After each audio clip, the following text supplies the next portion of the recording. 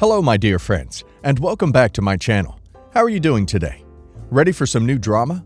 Let's go to the first one, about OP's father's girlfriend, who is threatening to kick OP out of the house because she needs more alone time with OP's dad. Well, she missed one important detail, that the house belongs to OP.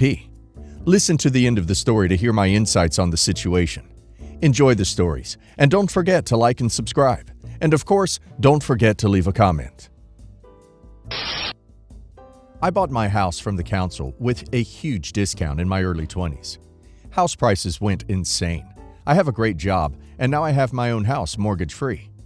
During virus, my dad lost his job, then his house, rental.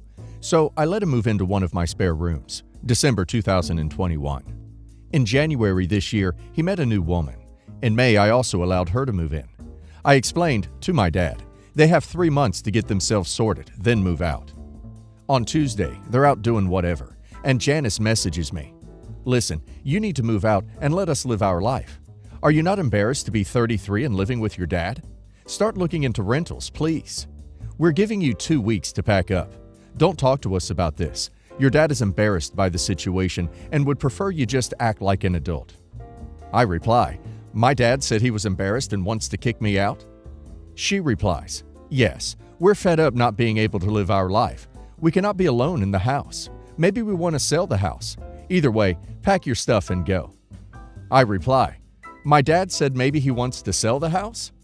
She replies, well, we can if you're there. If you don't leave, we'll call the police and have you removed. It's called tough love. Discussion over.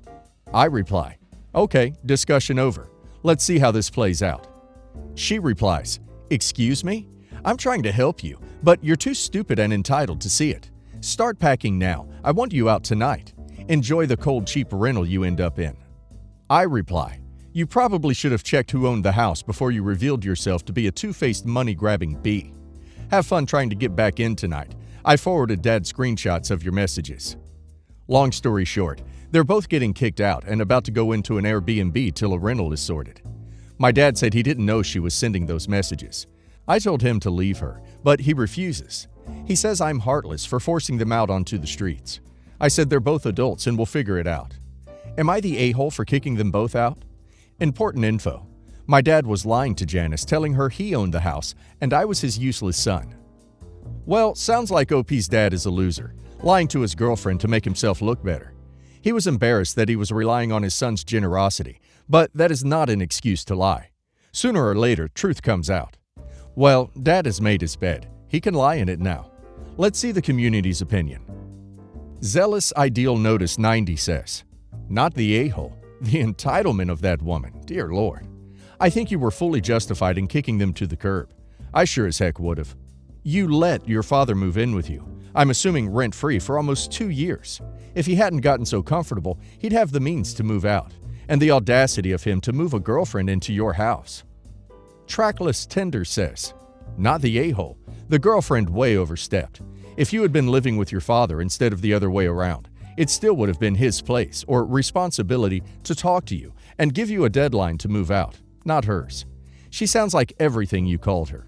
However, I would guess that your father gave her the impression that it was his house.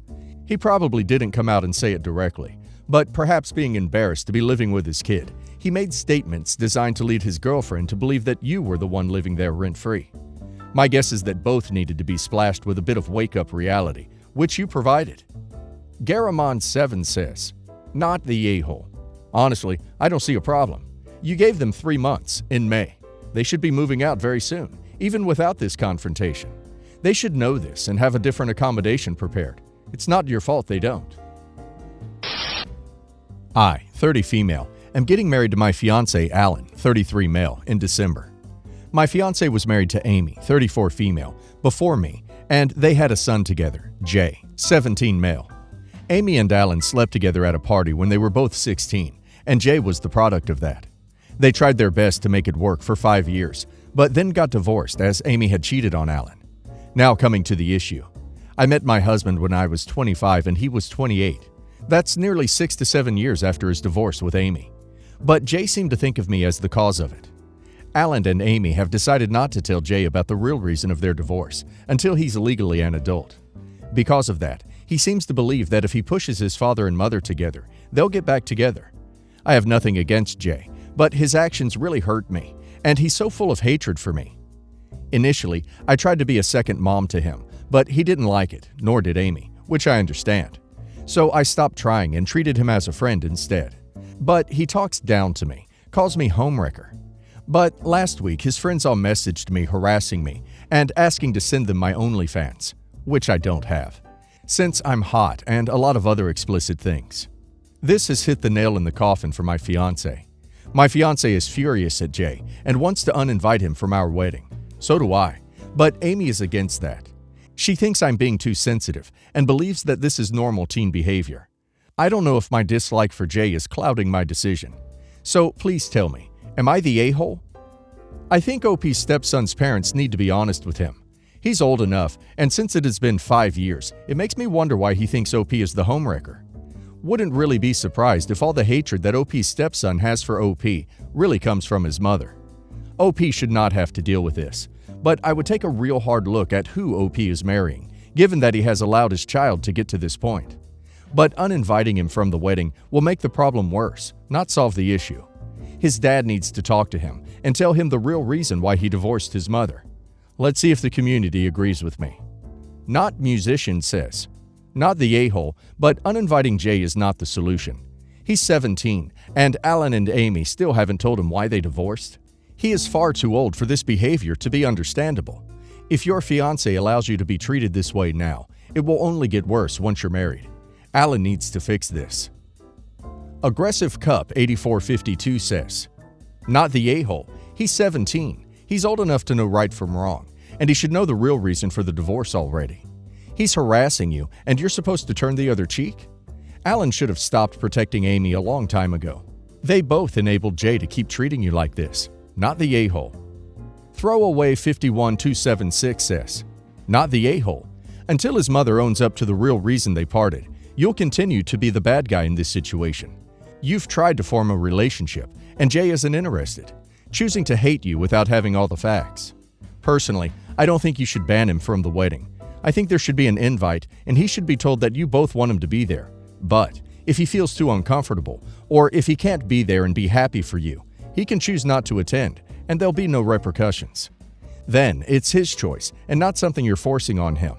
He already thinks you're the reason his parents aren't together. If you tell him he can't attend, he'll also think you're trying to come between him and his dad. You're not, I know, but he has this twisted view of you, and banning him will only make it worse. Preparing to be called the a-hole, but here it goes. My son is 24 and disabled, so his job prospects are very limited. I give him some money, 60% of his total income, every month to pay his rent and buy essentials with. His mother, we're divorced, also gives him a little bit of money. His disability payments are minuscule and would not even cover 1/3 of his rent. He's been online taking classes hoping to get some kind of remote IT role, which could really work out for him one day. But 3 months ago, he had news that made my heart drop. He found a girlfriend for the first time. But this woman is not only 8 years older than him, she's also pregnant with someone else's child. He says she's an aggression victim escaping her violent ex, and that they met online, but she's already moved in with him, and she's already changed her online profile name to his last name, despite not being married.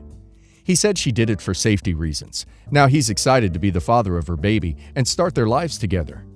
This meant taking a pause on his education, his goals, everything just to take care of her and her child. I told him I had to put my foot down, and if he chooses this, then I can't support him financially. He was distraught and begged me, but I said no. I can't give him money to raise someone else's child and waste his own life. My ex-wife is furious because she says I'm sabotaging his happiness and trying to control him with money. I just don't trust this girlfriend and her intentions, and I don't feel right funding this kind of lifestyle. At least before I knew that my money was helping him to become self-sustainable one day. I was also paying for his classes. But now I know any money I give him will be an indefinite thing since neither of them can work. But on the other hand, he really does seem happy despite all the alarm bells going off for me. Am I the a-hole? Edit. To everyone asking what he would do about rent. If I cut him off, it wouldn't be all at once.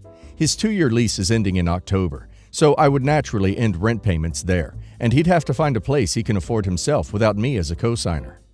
As for the other expenses, most of that went towards his schooling. I would also naturally end that since he's no longer taking the courses. But the biggest thing is still rent. His mother and I had initially decided that it would be best if he could move out and get a nice apartment downtown, so he could see his friends and have a better social life than being stuck in the burbs. But obviously, rent there is far more than what his disability would ever cover. I paid for it thinking it would help him get a good job and be self-sufficient one day. So he is mostly upset over the thought of moving. On his disability, plus my ex's support, he would only be able to afford either a tiny studio or a very run-down one-bedroom apartment in a much less desirable area. Edit. I have talked to her, and it hasn't helped with my fears at all. She does not plan on ever getting a job because of undiagnosed migraines that she says prevents her from being under fluorescent lights. She's never seen a doctor for it, nor does she plan to. She wants to stay at home with her kid. My son is counting on my money to support the both of them since he has stopped his education and will not be able to get any kind of moderately well-paying job. I have made it very clear from the beginning that the money I gave him was so he could better himself and become self-sufficient one day. But now I know that day will never happen as long as he goes down this path. So I do not want to be on the hook forever. OP is not in the wrong here in any way, shape, or form. OP isn't saying that he can't see her. OP is saying that he is not going to pay for them to live together on OP's dime. I have no doubt that the two of them would enjoy raising a baby while OP foots the bill, and that isn't how things work. If it were me, I would offer to continue paying for school when or if he goes back to class, since that would improve all aspects of his future, but I wouldn't pay for them to play house. Let's see the community's opinion.